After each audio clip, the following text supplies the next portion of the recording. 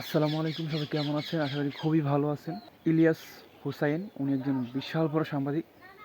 বিশ্বাস করুন, ওনাকে কখনো চিনি নাই, জানি নাই। আচ্ছা, ওনার বিষয়ে পরে বলতেছি।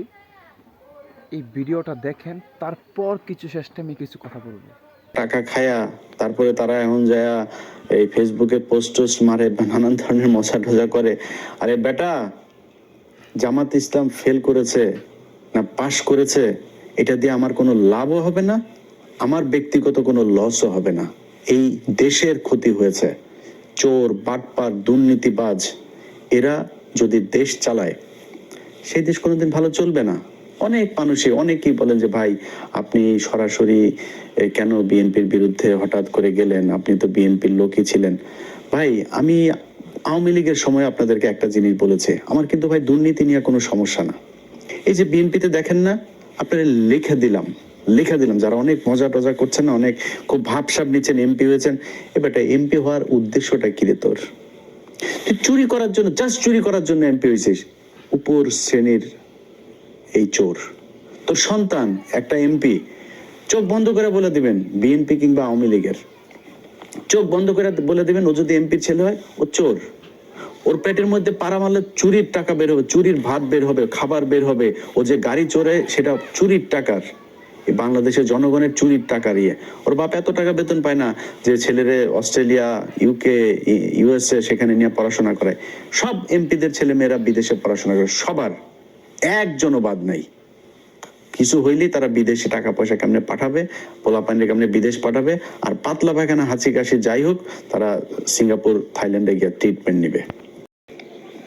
তো উনি এই ইয়েরে বলল, ওনার হাজবেন্ড আমার আবার বললো যে কয় ভাই, আমরা দাঁড়িপাল্লায় ভোট দিতে পারবো না, এটা আমাদের এই উপরের একটা হয়েছে, সিদ্ধান্ত হয়েছে যে আমরা এই দাঁড়িপাল্লায় ভোট দেবো না, ধানের সাথে। বললাম ভাই কেন এটা এত হইলেন? কয় না ভাই, আমরা এটা যদি তার দাঁড়িপাল্লা যদি আসে তাইলে আমাদের সমস্যা হবে।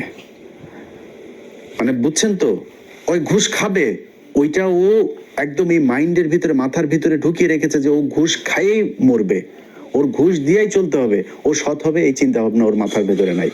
এ নাকি তার আরো ঊর্ধ্বতন কিছু অফিসার টফিসার সহ নাকি তারা এই করেছে, না জামাত ইসলামরা আসতে দেওয়া যাবে না। সো আপনারা তো ভিডিওটা দেখলেন, উনি কি বললো। সো একটা কথা বলিনি, ওনাকে আমি কখনো চিনতাম না, ছোটো থেকে বড় হয়েছি। ওনাকে আর টিভিতে না কোন টিভিতে দেখতাম, উনি বিভিন্ন নিউজ করতো। ওনার নিউজটার নাম জানি কী ছিল, যাক ওই পরিমাণ চিনতাম না ওনাকে। তো রিসেন্টলি যখন আমাদের দেশের সরকার চলে গেছে 5ই আগস্টের পরে, ওনার কথা মানুষের আলোচনা করতো। তো তারপর যে হঠাৎ করে ওনার ভিডিও একদিন সামনে আসার পরে যখন ওনার ভিডিওগুলো দেখি, আসলে একটা মানুষের প্রতি এমনি ভালো লেগে যায়। উনি কীভাবে এই সাহসে কথা বলে, আমি এটাই বুঝি না।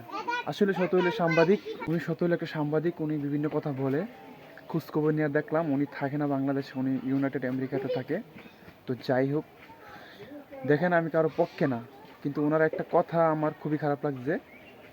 যখন যেদিন বুড়াবুড়ির দিন রাত্রে, মানে বুড়াবুড়ির দিন আগের দিন নাকি, বুঝতে পারেন না কথাটা, ওনার ফুল ভিডিওটা আমি দেখি নাই, আপনারা দেখবেন। ওনার একজন কল দিছে না, উনি একজনকে কল দিছে, উনি বলছে জামাত ইসলামকে ভোটটা দেওয়ার জন্য।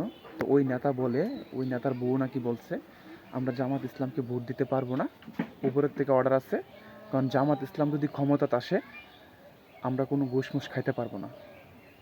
তার মানে জামাত ইসলাম ফাঁস হয়েছে না, এটা মানুষের একটা অনেকের প্ল্যানিং আছে, যাকেগুলো বলতে আমি চাই না। আমি সাধারণ নাগরিক, সেই হিসাবে আমি বললাম, ওনার ভিডিওগুলো আপনারা রিয়াকশন দিলাম। তো যাই হোক, বাকিটা আল্লাহ জানে। অবশ্যই একদিন সত্যের বিজয় হবে, এটাই বাস্তব কথা। ভালো থাকুন। আর হ্যাঁ, এই দেশের সরকার হিসাবে যেই থাকুক, আমার কথা হলো এটা, হ্যাঁ যদি আমার দেশের জন্য ভালো করে, অবশ্যই আমি তার জন্য সাপোর্ট দেবো, অবশ্যই তার কথা বলবো, প্রয়োজনে তার জন্য জীবন দেবো, শুধু কথা তো এটা। তো যাই হোক, ভালো থাকবেন, নিজেদের খেয়াল রাখবেন, ভিডিওটা পারলে শেয়ার করে দিন, চ্যানেলটা সাবস্ক্রাইব করে দিন।